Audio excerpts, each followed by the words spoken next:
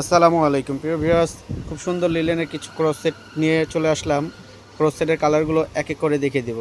এগুলো পাচ্ছেন সম্পূর্ণ পিওর লিলেনের উপরে, সম্পূর্ণ পিওর লিলেন, চায়না লিলেনের উপরে টু পিসগুলো বর্তমানে ভাইরাল, গরমের খুব আরামদায়কটা।